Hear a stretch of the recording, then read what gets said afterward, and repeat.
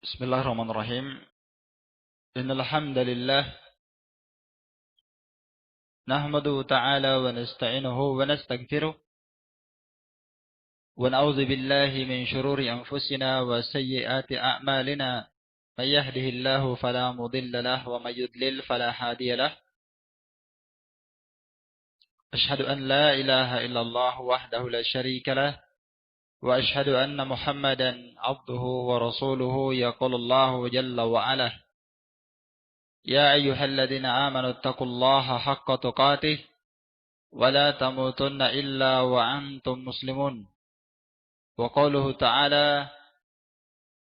يا أيها الذين آمنوا اتقوا الله وقولوا قولا سديدا يصلح لكم أعمالكم ويغفر لكم ذنوبكم ومن يطع الله ورسوله فقد فاز فوزا عظيما. فإن أصدق الحديث كتاب الله وخير الهدي هدي محمد صلى الله عليه وعلى آله وسلم وشر الأمور محدثاتها فإن كل محدثة بدعة وكل بدعة ضلالة وكل ضلالة وأهلها في النار. إخواني في الدين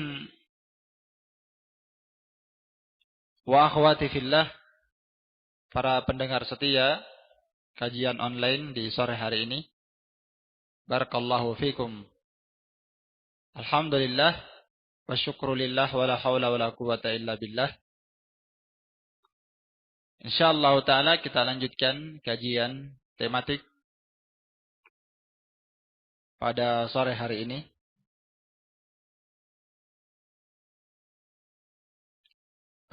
Kajian kita membahas kitab tematik itu kemarin dengan judul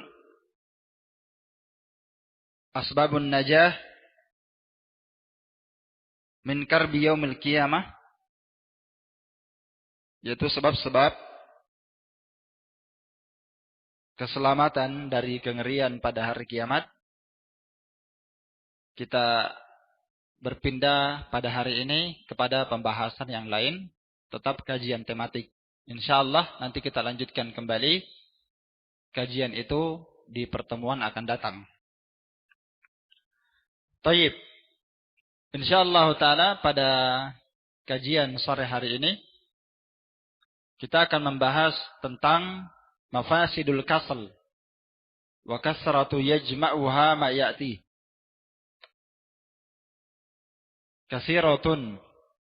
Kata beliau rahimahullahu taala, musannif, dan kitab ini kami saring dari kitab Samratul Bustan. Ala qaulillahi ta'ala, ya ayyuhalladzina amanu la tattabi'u khutuwati syaitan. Ya, yaitu pembahasan tentang bahaya mengikuti langkah dari langkah-langkah syaitan. Ya. Kitab ini ditulis oleh Ummu Abdillah bintu Syekh Muqbil bin Hadi Al-Wadi'i rahimahumallahu ta'ala. Semoga Allah ta'ala merahmati keduanya, beliau dan anaknya. Kitab ini membahas tentang bahaya langkah dari langkah-langkah syaitan, ya, dan bagaimana yang seharusnya kita tempuh untuk mengadakan ismah wal hisan, untuk mengadakan penjagaan dan benteng supaya kita tidak tergolong dari orang-orang yang mengikuti langkah dari langkah-langkah syaitan. Ya. Di kitab ini Ummu Abdillah bintu Syekh Muqbil rahimahullahu taala di sini menjelaskan banyak dari langkah-langkah syaitan. Ya. Jadi kitab ini mirip dengan pembahasan kitab Talbis Iblis karya Imam Ibnul Jauzi rahimahullah. Juga menjelaskan tentang bagaimana talbis, tipu daya, upaya syaitan menyesatkan manusia. Ya, Dan ini pembahasan sangat penting sekali berkenaan dengan firman Allah Subhanahu wa taala, ya. Berkenaan dengan firman Allah Subhanahu wa taala dalam surah An-Nur ayat 21. Ya, ayat 21. Ya ayyuhalladzina amanu, wahai orang-orang yang beriman, la tattabi'u khutuwati syaitan. Janganlah kalian mengikuti langkah dari langkah-langkah syaitan. Langkah-langkah syaitan itu sangat banyak sekali. Allah Ta'ala sebutkan pada ayat ini dalam bentuk jamak. Khutuwat artinya banyak. Jangan kalian mengikuti langkah dari langkah-langkah syaitan itu. Wa may yattabi' khutuwati syaitan. Dan barang siapa yang mengikuti langkah dari langkah-langkah syaitan itu, fa innahu ya'muru bil fahsya'i wal munkar. Maka sungguh syaitan tidaklah pernah dia memerintahkan kecuali perbuatan keji dan mungkar. Walaula fadlullahi wa rahmatuh. Maka kalau seandainya bukan karena keutamaan Allah dan rahmatnya atas kalian, ma zaka minkum min ahadin abada. Kalau seandainya bukan karena keutamaan dan rahmat Allah atas kalian, maka tidak ada seorang pun di antara kalian akan bersih. Tidak ada seorang pun yang dibersihkan oleh Allah Subhanahu wa taala di antara kalian. Enggak ada di antara kalian yang akan menjadi suci. Ya. Selamanya tak ada yang selamat. Walakin Allah yuzakki man yasha wallahu sami'un alim. Akan tetapi Allah Subhanahu wa taala mensucikan dan membersihkan, ya, siapa saja yang Allah kehendaki, dan Allah taala Maha mendengar lagi Maha mengetahui. Baik. Jadi kitab ini berisi tentang langkah-langkah dari syaitan. Disebutkan di antaranya adalah perbuatan syirik. Di antaranya adalah riya dalam beribadah. Dan itu bagian dari syirik juga. Di antaranya adalah mereka yang bergampangan dalam menjalankan rukun Islam. Menggampangkan tidak membayar zakat. Menggampangkan tidak berpuasa di bulan Ramadan. Tidak melakukan haji bagi orang yang mampu, ya, atau mengikuti hawa nafsu dan tidak tunduk kepada al-haq. Dan sangat banyak dari langkah-langkah syaitan. Termasuk an-nafar anil ilmin nafi, yaitu seorang lari meninggalkan ilmu yang bermanfaat. Mereka enggak mau belajar. Mereka enggak mau peduli dengan ilmu agama. Ya. Itu termasuk perbuatan langkah dari langkah-langkah syaitan. Dan terlalu banyak orang yang disesatkan dalam hal ini. Itu mereka yang dilalaikan dari agama Allah Ta'ala, tidak mau menuntut ilmu. Mereka hanya mau beribadah saja. Mereka tidak peduli dengan ilmu. Termasuk tanafus fid dunya wa ulumiha. Itu mereka yang berlomba-lomba dan tamak terhadap dunia dan ilmu-ilmu dunia. Mereka sangat, ya, memperhatikannya, termasuk kemalasan. Ya, dan inilah yang akan kita bahas pada pertemuan sore hari ini, dan masih banyak lagi di antara bentuk langkah syaitan, termasuk hasad, dengki, gampang marah dan murka terhadap takdir Allah, tidak senang. Ya, termasuk banyak sekali di sini disebutkan, dan juga disebutkan tentang al-isma minasyaitan, bagaimana upaya seseorang untuk berjaga membentengi dirinya dari gangguan syaitan, wal makhraj min ittiba'ihi, serta jalan keluar syariat untuk supaya kita keluar dan tidak tergolong dari mengikuti langkah dari langkah-langkah syaitan. Banyak sebab yang bisa kita jelaskan. Nah,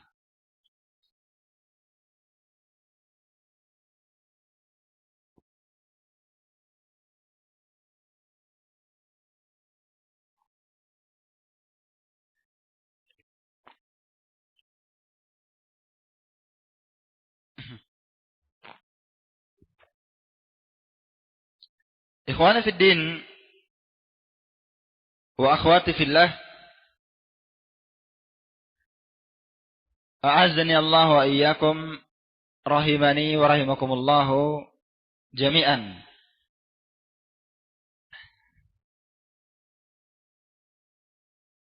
Salah satu dari langkah-langkah syaitan adalah mafasidul kasal, yaitu kerusakan yang ditimbulkan oleh al-kasal, oleh kemalasan. Iya. Yang ditimbulkan oleh kemalasan. Nah.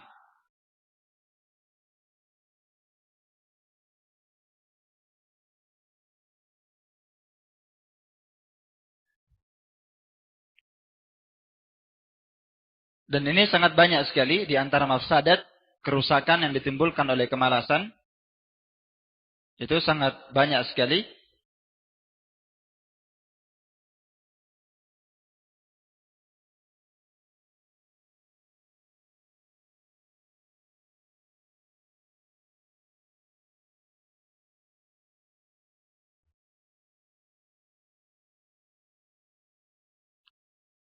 Di antaranya adalah doya'ul awqat. Dengan kemalasan, seorang akan menelantarkan waktu-waktunya dan umurnya. Iya. Ini pembahasan kita bahas tentang masalah kerusakan yang ditimbulkan oleh kemalasan. Karena insyaallah ta'ala kita akan memasuki bulan dari bulan ibadah. Yaitu bulan suci Ramadan. Bulan yang penuh dengan berkah. Bulan yang penuh dengan rahmat Allah subhanahu wa ta'ala dan ampunannya. Serta bulan pembebasan dari api neraka. Maka seseorang hendaklah memasuki bulan Ramadan ini dengan memiliki persiapan. Ya. Hendaklah mereka memiliki persiapan. Maka seorang yang memasuki bulan Ramadan ini, ya, dengan persiapan, maka dia telah beruntung sebagaimana kata Amr bin Qais rahimahullahu ta'ala. Kata beliau, tuba liman aslaha nafsahu qabla Ramadan. Sungguh telah beruntung orang yang telah mengadakan islah, perbaikan untuk dirinya sebelum memasuki bulan Ramadan. Dan ini tema pembahasan kita sangat berkaitan dengan pembahasan ini. Sebelum memasuki bulan Ramadan, hendaklah kita mengadakan islah, perbaikan terhadap diri kita, ya. Tentunya memperbaiki diri di sini dengan mempersiapkan diri, ya, dengan banyak bertaubat dan istighfar. Dan ini merupakan sebaik-baik persiapan memasuki bulan Ramadan. Banyak-banyak istighfar dan taubat kepada Allah Subhanahu wa taala supaya kita dimudahkan dalam beribadah. Kenapa? Karena dosa dan maksiat inilah yang menjadikan seorang itu malas, yang menjadikan seorang itu lemah dari beribadah kepada Allah Subhanahu wa taala. Karena dosa-dosa dan maksiat yang menyebabkan seorang itu lemah beribadah kepada Allah. Lemah dia salat, lemah dia puasa, lemah dia bersedekah, lemah dia membaca Al-Quran, lemah dia berzikir kepada Allah. Itu semuanya disebabkan karena terlalu banyak dosa dan banyaknya aib dan kesalahan. Maka tentu persiapan terbaik memasuki bulan Ramadan adalah dengan taubat dan istighfar. Demikian pula melatih diri untuk banyak berpuasa, ya, melatih diri dengan memperbanyak membaca Al-Quran, melatih diri untuk fokus beribadah, meninggalkan perkara yang melalaikan, supaya kita nanti terlatih masuk bulan Ramadan, kita sudah punya persiapan-persiapan, ya, untuk beribadah kepada Allah Ta'ala. Karena siapa saja yang memiliki kejujuran dalam persiapan seperti ini, maka pasti Allah Ta'ala akan memberikan kemudahan baginya di bulan Ramadan. Kalau dia jujur memasuki bulan ibadah ini, dia jujur mencari sebab-sebab, ya, maka Allah Ta'ala akan mudahkan dia dalam beribadah. Dan Allah Ta'ala itu membalas hamba-hambanya sesuai dengan kejujuran dan niatnya. Maka dari itu, hendaklah seorang senantiasa memiliki niat yang baik, ya, kemudian dibarengi dengan kesungguhan, mujahadah dalam ketaatan. sebagai bekal menyambut bulan yang mulia ini. Iya. Maka ini kemalasan, salah satu akibat dari kemalasan ini adalah seorang terlalu banyak dosa dan maksiat. Yang kedua, salah satu sebab kemalasan ini adalah tabiat. Seorang memang tabiatnya malas. Atau yang ketiga, ya, seorang itu malas karena dia selalu menunda-nunda kebaikan. Dia selalu menunda-nunda ibadah yang dia kerjakan. Selalu dia at-taswif, nanti sebentar. Mau melakukan salat, nanti sebentar. Mau bersedekah, nanti. Mau puasa, nanti. Setiap ibadah yang dia mau kerjakan, dia selalu menundanya dan mengundurnya. Maka itulah yang menyebabkan seorang itu malas. Dan termasuk yang menyebabkan seorang itu malas adalah ittiba'ul hawa. Karena dia mengikuti hawa nafsu, keinginan jiwanya, kemauannya. Karena jiwa itu selalu menginginkan untuk beristirahat. Manusia selalu menginginkan untuk bersantai. Manusia selalu menginginkan untuk malas. Maka itulah yang menyebabkan seorang itu malas melakukan kebaikan dan ketaatan. Ya, taib. Sehingga banyak di antara manusia dalam sehari, 2 hari, 3 hari, sepekan, 2 pekan, bahkan makan sampai sebulan, nggak pernah dia baca Quran. 6, nggak pernah dia dzikir pagi sore. Jarang dia salat sunnah. Salat sering masbuk. Kenapa? Karena kemalasan. Karena itulah kemalasan ini seperti yang dikatakan oleh al-Imam Ibnul Qayyim rahimahullahu taala, bahwasannya kemalasan dan kelemahan ini merupakan asal segala kejelekan yang menyebabkan seorang itu malas melakukan ibadah. Iya. Jadi kemalasan ini, 6, dan kelemahan itu merupakan asal keburukan dan kejelekan yang menyebabkan seorang itu malas untuk melakukan kebaikan. Tidaklah seorang luput dari berbagai macam kebaikan, baik kebaikan dunia, kebaikan agama maupun kebaikan akhirat, kecuali karena dia telah tertimpa penyakit malas. Iya. Telah tertimpa penyakit malas. Tayyib.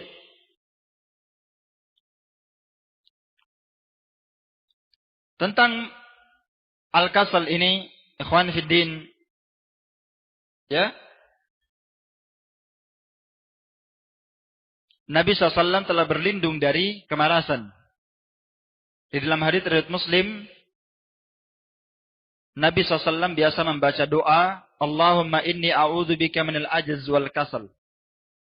Ya Allah, aku berlindung kepadamu dari kelemahan dan kemalasan. 2 hal ini. Yang pertama dari doa Nabi SAW yang Nabi berlindung darinya. Dan Nabi memulai dengan berdoa membaca doa ini. Nabi berlindung dari kelemahan dan dari kemalasan. Ya karena tadi sudah kita sebutkan. Memang tidaklah seorang luput dari berbagai macam kebaikan dunia, kebaikan agama, kebaikan akhirat, kecuali penyebabnya karena dia malas. Dan karena dia lemah dari melakukan ibadah. Maka Nabi SAW berlindung dari 2 sifat ini. Wal jaban, wal bukhl, wal haram, wa adabil qabri. Nabi SAW berlindung juga dari al-jaban. Al-jaban itu jiwa yang penakut. Iya. Terlalu jadi orang terlalu jadi penakut. Tidak boleh orang jadi penakut. Iya. Sebab orang yang terlalu penakut itu tak bisa berjihad. Nggak bisa ketemu orang. Kalau ketemu orang selalu dia takut. Maka ini penyakit ya. Penyakit yang harus diobati. Tidak boleh dibiarkan. Ya, manusia itu tidak boleh jadi penakut. Harusnya dia takut hanya kepada Allah Subhanahu wa taala. Tidak boleh takut kepada orang. Ada orang yang terlalu pemalu. Pemalunya akhirnya apa? Enggak mau bergaul, tidak bisa ketemu orang. Ini penyakit. Wal bukhl, dan dari sifat kikir. Karena kekikiran ini merupakan perkara yang sangat tidak baik. Bukan akhlak yang mulia orang yang memiliki sifat kikir. Ya, dan termasuk Nabi SAW berlindung dari al-haram. Ya, ditimpa pikun. Ya, setelah tua ini menjadi pikun. Wa adabil qabri, dan Nabi berlindung dari azab kubur. Allahumma ati nafsi taqwaha. Kemudian Nabi melanjutkan doanya, ya Allah, anugerahkanlah ke dalam jiwaku ini ketakwaan. Nabi minta supaya diberikan ketakwaan di dalam jiwanya. Karena itu merupakan sumber kebaikan. Wa zakkiha anta khairu man zakkaha. Dan sucikanlah jiwaku ini. Ya, sesungguhnya engkau sebaik-baik yang mensucikan. Anta waliyuha wa maulaha. Allahumma inni a'udzubika min ilmin la yanfa'. Kemudian Nabi SAW berlindung dari 4 perkara. Ya Allah, aku berlindung kepadamu dari ilmu yang tidak bermanfaat, yaitu ilmu yang tidak diamalkan. Itu ilmu yang tidak bermanfaat, ilmu yang enggak berguna, yaitu ilmu yang tidak diamalkan. Wa min qalbin la yakhsha, dan aku berlindung kepadamu dari hati yang tidak pernah merasa khusyuk. Hati yang tidak merasa khusyuk, tidak merasa tenang. Hatinya selalu liar. Wa min nafsin la tashba', dan aku berlindung kepadamu dari jiwa yang tidak pernah merasakan puas. Jiwa yang tidak pernah merasa puas, enggak pernah merasa cukup, enggak pernah merasa qanaah. Apa saja yang Allah bagikan kepadanya enggak pernah baik, enggak pernah cukup, enggak pernah puas. Maka kita wajib memiliki sifat qanaah, selalu merasa puas. Jiwa yang enggak pernah puas, Allah Ta'ala beri sekian, enggak puas. Allah Ta'ala berikan segitu, dia tidak pernah merasa cukup dengannya. Itu jiwa yang tidak baik. Jiwa tidak pernah merasakan ketenangan seperti ini. Ya. Beda seorang yang selalu bersyukur, apapun yang Allah bagikan, berikan kepadanya. Berapapun yang Allah bagikan kepada dia, yang Allah berikan kepadanya, dia selalu bersyukur kepada Allah. Wa min da'watin la yustajabu laha. Dan Nabi SAW berlindung dari doa yang tidak dikabulkan oleh Allah Subhanahu wa ta'ala. Baik.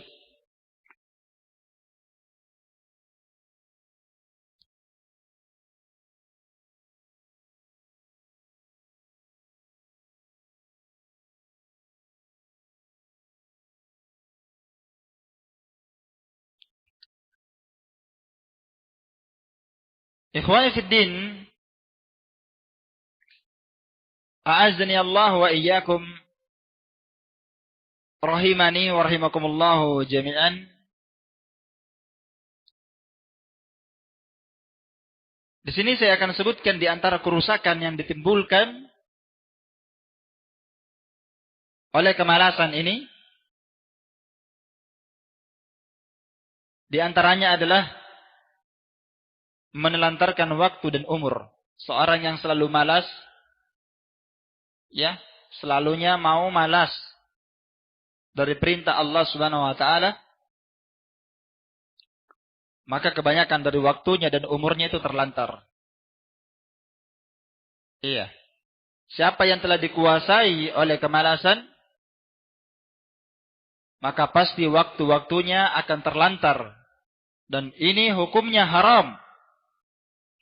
Karena itu Allah Subhanahu wa taala berfirman dalam Al-Qur'an dalam surah Al-An'am ayat 162 sampai 163, "Qul inna salati wa nusuki wa mahyaya wa mamati lillahi rabbil alamin, la syarikalah, wa bidzalika umirtu," ila akhir ayat. Allah berfirman, katakanlah ya Rasulullah, sesungguhnya salatku, sembelihanku, hidup dan matiku. Nah, ini kalimat hidup dan matiku maksudnya kehidupanku dan umurku, waktuku lillahi rabbil alamin, seluruhnya wajib kita peruntukkan hanya untuk Allah. Jadi kita salat karena Allah dan untuk Allah Ta'ala kita salat. Kita beribadah dan agungkan Dia, membesarkannya. Wa nusuki, demikian pula kita menyembeli juga karena Allah, karena sembeli itu adalah ibadah. Demikian pula hidup dan mati kita, umur kita, waktu kita, semuanya wajib kita habiskan dalam rangka untuk mentaati Allah Subhanahu wa taala. Tidak boleh kita menghabiskan umur dan waktu hanya untuk mengikuti nafsu, mengikuti syahwat, mengikuti segala keinginan. Apa yang sesuai dengan keinginan kita lakukan, dan apa yang tidak sesuai dengan keinginan kita tinggalkan. Apakah Allah ridho atau tidak, Dia nggak peduli.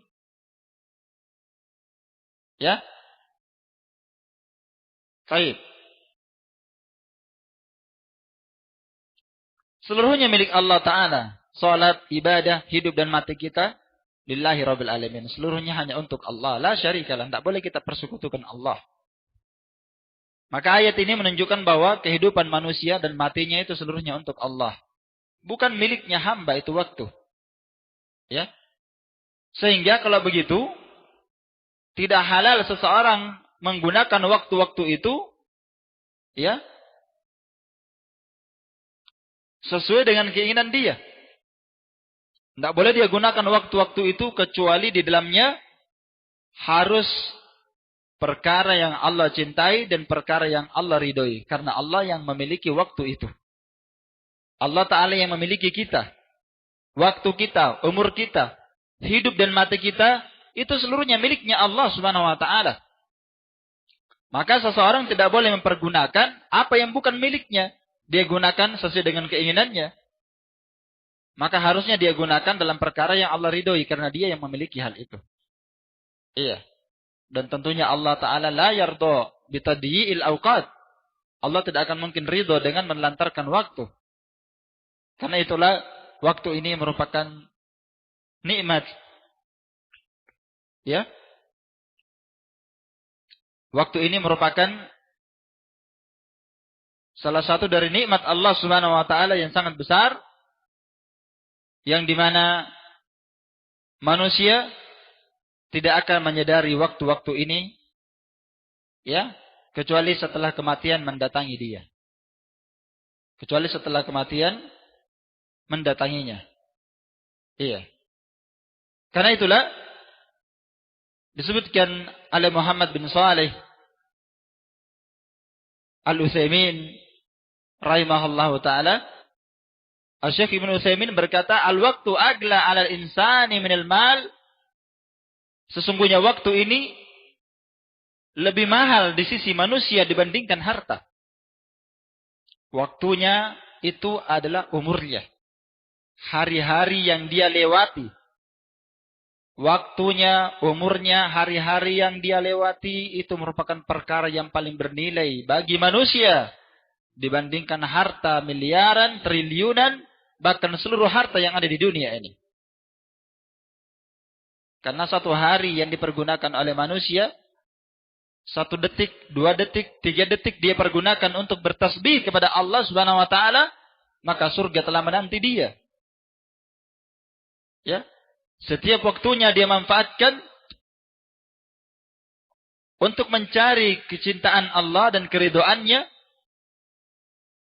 maka Allah Ta'ala telah menjanjikan untuk mereka surga yang bagaikan luasnya langit dan bumi. Allah siapkan untuk orang yang bertakwa. Iya. Baik. Wa yadharu dzalik idza hadarahul maut. Dan nilai dari waktu ini, kata Syekh Utsaimin, nilai dari waktu ini, nilai dari umur manusia, hari-hari yang mereka lewati, nilainya ini nanti akan tampak kapan? Idza hadarahul maut, ketika kematian telah mendatangi dia. Baik. Ketika dia sudah sekarat, maka waktu demi waktu yang telah dia lewati dia akan mengingatnya. Ternyata dia telah melewati waktu dan hari-harinya cuma dengan tidur, makan, minum-minum, jalan-jalan, keliling-keliling dunia kebanyakannya. Subhanallah. Betapa mahalnya nilai waktu ini. Ya. Sesungguhnya manusia akan melihat betapa bernilainya waktu dan umur yang dia lewati nanti setelah mendatangi kematian. Ternyata alima annal waktu ahammun minal mal. Setelah kematian itu mendekati dia pada waktu itu akan yakin bahwasannya waktu itu lebih penting dibandingkan harta. Nah, harta yang telah kita kumpulkan, ya, jabatan yang telah kita perebutkan, dunia yang tidak henti-hentinya kita mencarinya. Maka setelah kematian itu datang, harapan pun akan terputus. Penyesalan akan datang terus menerus dan tak ada habis-habisnya. Wala yanfa'un nadamah, dan tidak ada manfaat. Naam, tidak ada manfaat untuk menyesal pada waktu itu setelah kematian itu datang. Baik. Dan sungguh betapa baiknya para ulama kita yang telah sering mengingatkan kita, ikhwan fillah, ya, mengingatkan kita tentang bahayanya fitnah dunia ini dan betapa sedikitnya orang yang sadar darinya. Naam. Ikhwan fiddin wa akhwati fillah, a'azzani Allah wa iyyakum, rahimani wa rahimakumullah wa jami'an.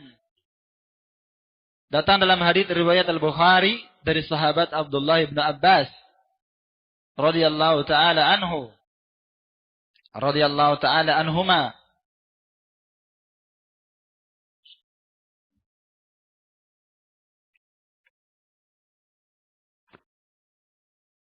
Rasulullah sallallahu alaihi wasallam bersabda, "Ni'matani maghbunun fihima katsirun minan nas, as-sihhatu wal farag." Ada dua nikmat, ya, ada dua nikmat yang kebanyakan di antara manusia maghbunun fihima. Mereka telah tertipu dan lalai pada kedua nikmat itu. Nikmat yang pertama adalah as-sihha, kesehatan, dan nikmat yang kedua adalah waktu lapang. Adanya waktu luang untuk melakukan kebaikan dan ketaatan. Baik. Jadi sebenarnya nikmat Allah Ta'ala itu sangat banyak sekali. Nikmat yang Allah Ta'ala berikan kepada hamba, la tuhsuha. Manusia tidak akan mungkin bisa menghitungnya. Wa in ta'uddu ni'matallahi la tuhsuha. Jika kalian ingin menghitung-hitung nikmat Allah Ta'ala, maka kalian tidak akan mungkin membilangnya. Iya. Namun kata Nabi SAW, ada dari dua nikmat. Ternyata dua nikmat ini adalah nikmat yang paling banyak dilalaikan oleh orang. Dua nikmat yang dilalaikan kebanyakan manusia. Kata Al-Hafidz Ibnu Hajar, ya, beliau menukil perkataan Imam Ibnul Jauzi rahimahullahu taala ketika menjelaskan makna hadis ini. Ada dua nikmat yang banyak di antara manusia tertipu dan lalai dengan dua nikmat itu. Nikmat kesehatan dan nikmat waktu lapang, waktu luang. Ibnu Hajar menukil perkataan Imam Ibnul Jauzi, beliau berkata, "Qad yakunul insanu sahihan wa la yakunu mutafarrigan li syughlihi bil ma'ashi."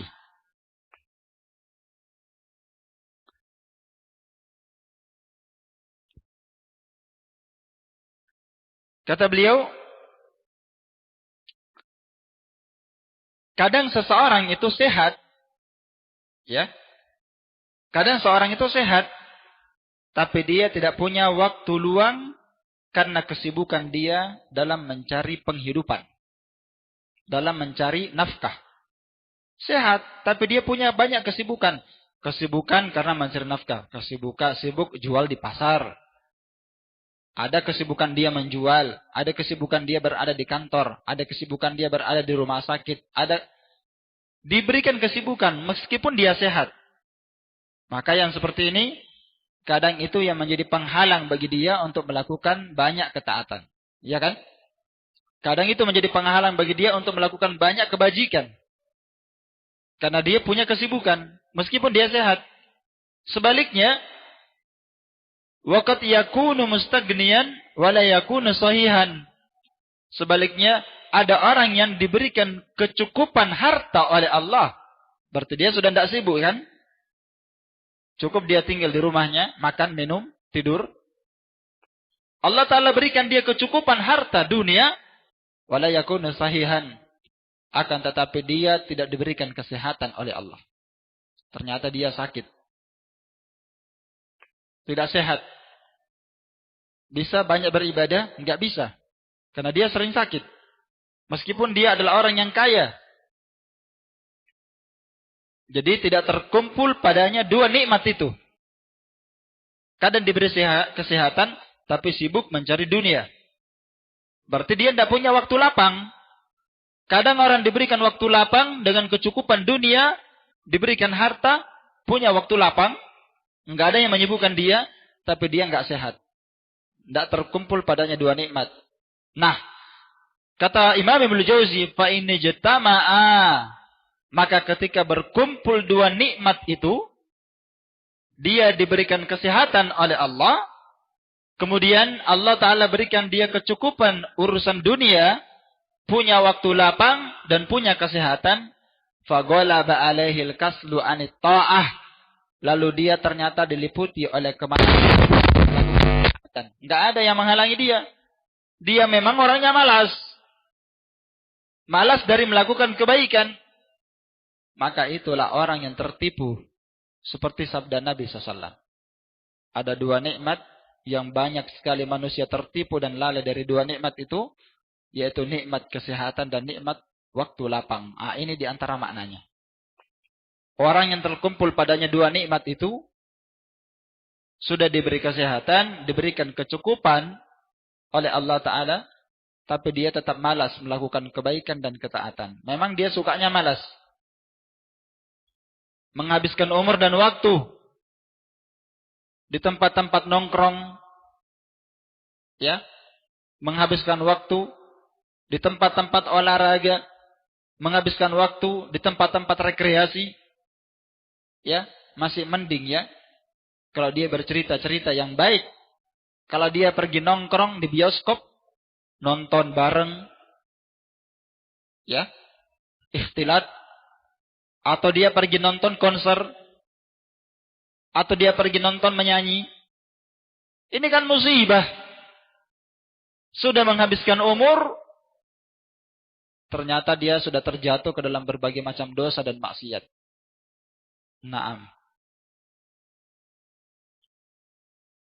Wa tamamu dzalik anna dunya mazra'atul akhirah. Lalu kata Imam Ibnu Jauzi rahimahullahu taala, dan penyempurna dari penjelasan ini ya, ingin dijelaskan kepada kita bahwa dunia itu merupakan tempat bercocok tanam. Dunia itu adalah tempat bercocok tanam dan tempat memanen nanti di akhirat. Jadi di dunia ini bukan tempat kita memanen, bernikmat-nikmat, menghabiskan umur dengan makan, minum, tidur, istirahat, seperti orang yang memanen terus, enggak. Itu nanti di akhirat. Tempat di dunia ini adalah tempat bercocok tanam, yaitu tempat orang bersusah payah. Tempat antum bersusah payah, tempat melelahkan diri, kata para ulama. Seperti kata Syekh bin Baz rahimahullahu ta'ala. Kata beliau, lelahkanlah diri-diri kalian. Lelahkanlah diri-diri kalian. Dengan banyak beribadah kepada Allah. Karena dunia ini sementara saja. Setelahnya kita akan tinggalkan dan kita akan berpindah kepada negeri akhirat. Maka lelahkanlah diri kalian hanya di dunia ini. Buatlah diri kalian itu lelah. Karena memang dunia ini adalah penjara bagi orang beriman. Naam. Maka dunia ini merupakan mazra'atul akhirah. Tempat bercocok tanamnya akhirat. Kita bercocok tanam, kita menanam, kita buat bekal untuk kita panen pada hari kiamat. Wa fiha at-tijaratul lati yadharu ribuha fil akhirah. Dan dunia ini merupakan tempat perdagangan. Tempat kita berdagang. Bukan berdagang maksudnya berdagang jual beli. Maksudnya dunia ini adalah tempat perdagangan yang keberuntungannya nanti kita akan lihat di akhirat. Tentunya perdagangan di sini adalah perdagangan mencari akhirat, ya. Kita berdagang, kita menjual jiwa kita menjual waktu-waktu kita menjual umur-umur kita menjual harta-harta kita, semuanya untuk akhirat dan keberuntungannya nanti akan kita panen pada hari kiamat. Ya. Faman istamala faragahu wa sihhata fi ta'atillah fahuwal maqbud. Maka siapa yang mempergunakan kesempatannya, waktu luangnya dan kesehatannya dalam ketaatan kepada Allah, maka dia adalah orang yang patut untuk kita cemburui. Dia adalah orang yang patut kita contoh dan kita cemburui. Wa man istamalaha fi ma'siyatillah fahuwal maqbun. Sedangkan siapa yang mempergunakan masa waktu lapangnya, masa waktu luangnya, dan masa kesehatannya, dia gunakan untuk bermaksiat kepada Allah, maka dia adalah orang yang tertipu dan orang yang lalai. Li'annal faraq ya'kibuhu syughul. Kenapa? Karena masa lapang ini tidak akan terjadi terus-menerus. Enggak ada orang yang di dunia ini lapang terus waktunya, luang terus waktunya. Pasti akan diikuti oleh kesibukan yang akan menyibukkan dia dari perkara-perkara dunia. Iya, sama dengan kesehatan. Kesehatan ini enggak ada orang di dunia ini sehat terus. Sebagaimana umur yang muda, masa seorang itu kuat beribadah, enggak ada orang yang muda terus. Nanti ada masa dia akan bertambah umurnya 1 tahun, 2 tahun. Ya. Kemarin dia masih ada di bangku sekolah. Masih berumur 10 tahun. Setelah itu dia naik SMP, naik SMA. Dia sudah berumur 17 tahun. Masa-masa dia masih muda. Nanti ada masa dia tamat sekolah. Ya. Apakah dia misalnya kuliah atau dia mondok di pondok pesantren? Atau memang dia sudah bekerja, tamat SMA. Setelah itu dia menikah. Sekarang dia sudah punya anak 5. Dan itu tidak terasa. Ya. Itu tidak terasa. Ya. Kita lewati umur kita. Kita lewati masa-masa kita. Apa yang telah kita perbuat di masa kita masih muda? Hah? Apa yang telah kita lakukan di umur kita ketika kita masih muda itu? Kebanyakan di antara kita meninggalkan sholat. Iya kan? Banyak di antara kita itu hanya berbuat maksiat. Banyak di antara kita yang meninggalkan puasa di bulan Ramadan. Tidak mengerti apa itu Islam dan sunnah. Taib. Lalu setelah itu Allah Ta'ala berikan kita nikmat hidayah. Ya, Allah Ta'ala berikan kita nikmat mengenal Islam dan sunnah. Maka beruntunglah seorang yang diberikan hidayah oleh Allah Subhanahu wa Ta'ala, bisa memanfaatkan umurnya dan waktunya untuk melakukan kebaikan, ketaatan. Nah, karena itulah Imam Syafi'i berkenaan dengan pembahasan kita ini, al-farad, masa waktu lapang, masa waktu luang pasti akan diikuti oleh kesibukan, kesehatan pasti akan diikuti oleh masa sakit. Masa kepemudaan kita pasti akan diikuti oleh masa tua. Kita lama-kelamaan juga nanti akan tua.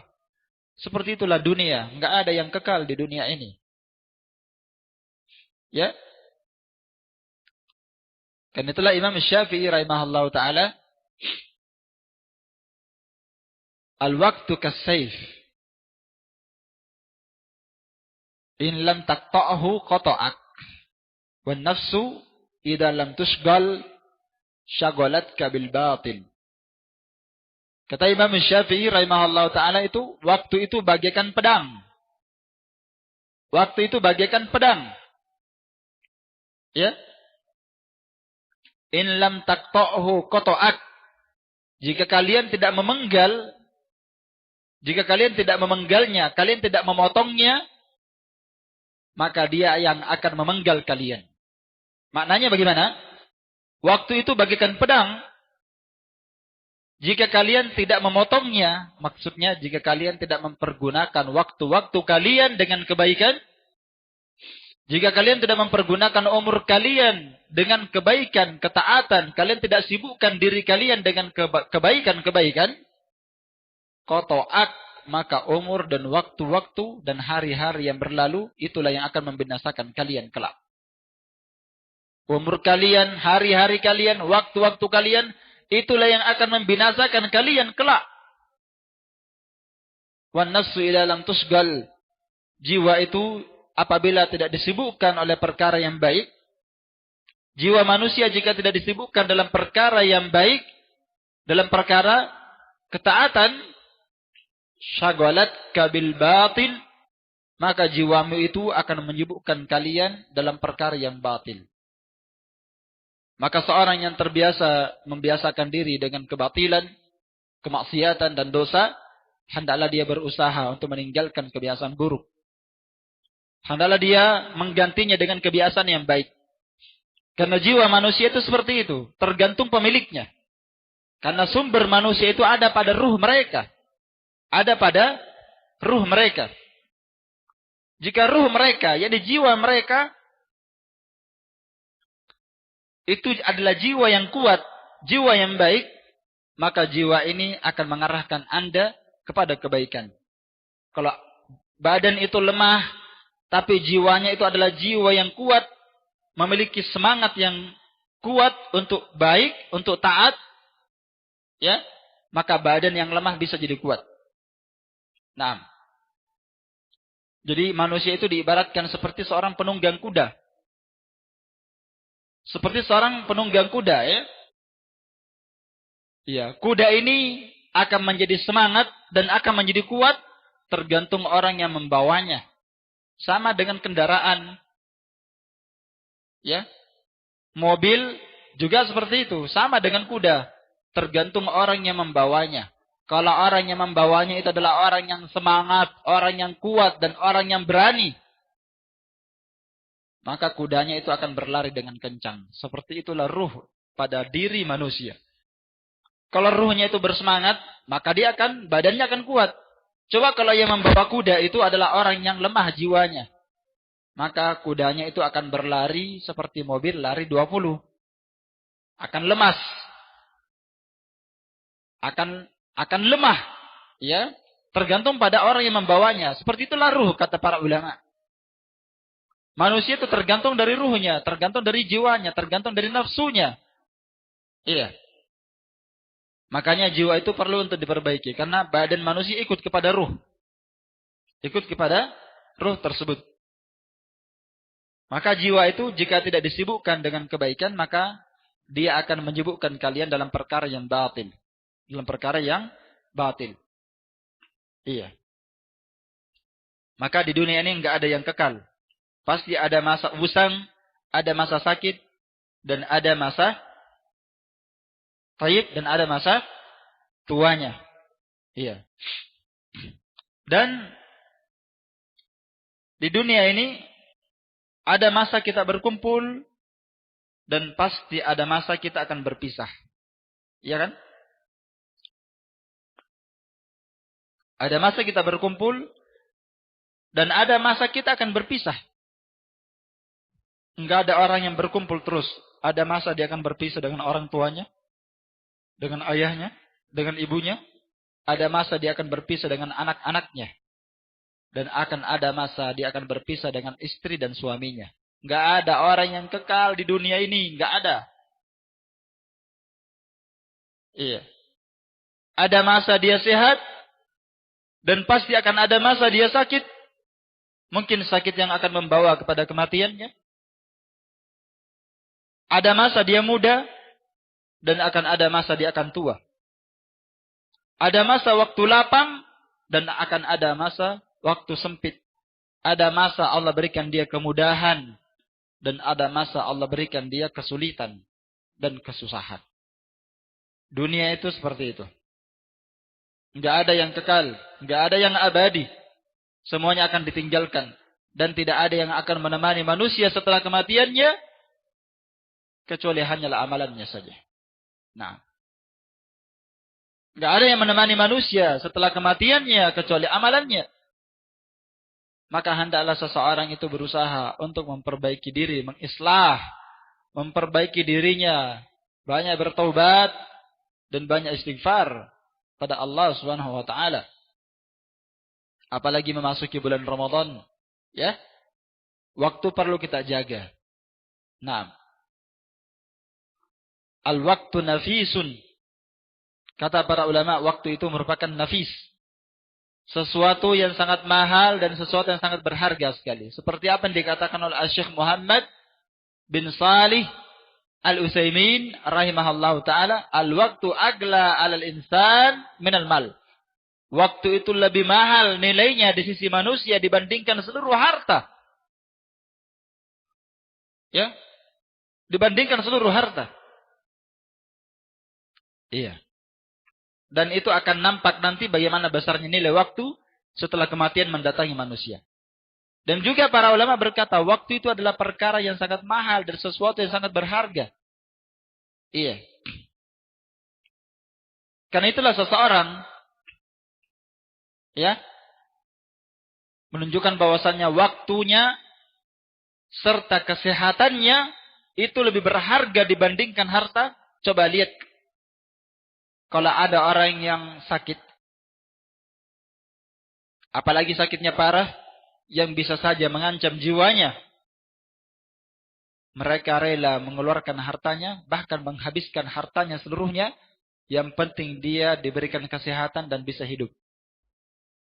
Berapapun miliar yang mesti dia keluarkan. Ya. Itu karena apa? Karena kesehatan adalah perkara yang paling berharga. Iya. Tapi coba lihat ya. Ketika orang diberi kesehatan, apa yang dia perbuat? Dengan kesehatan itu. Ketika dia sakit, maka dia akan menebus sakit itu untuk sehat. Meskipun membayar sampai miliaran, triliunan. Walaupun dia harus menebusnya dengan dunia dan seluruh isinya. Kalau bisa. Yang penting dia hidup. Baik. Itu menunjukkan bahwa kesehatan itu adalah perkara yang paling mahal. Itulah umur kita di situ, kesehatan. Yang wajib kita jaga, jangan kita menjadi orang yang malas. Iya. Baik. Insyaallah taala kajian ini akan kita lanjutkan nanti pada pertemuan akan datang besok. Ya, tentang pembahasan mafsadat, kerusakan-kerusakan yang ditimbulkan oleh kemalasan. Iya. Nanti akan saya sambung pada pertemuan yang kedua. Pada pertemuan akan datang. Wallahu ta'ala a'lam bis-shawab. Naktafi bihadzal qadar. Subhanakallahumma wa bihamdik asyhadu an la ilaha illa anta astaghfiruka wa atubu ilaik.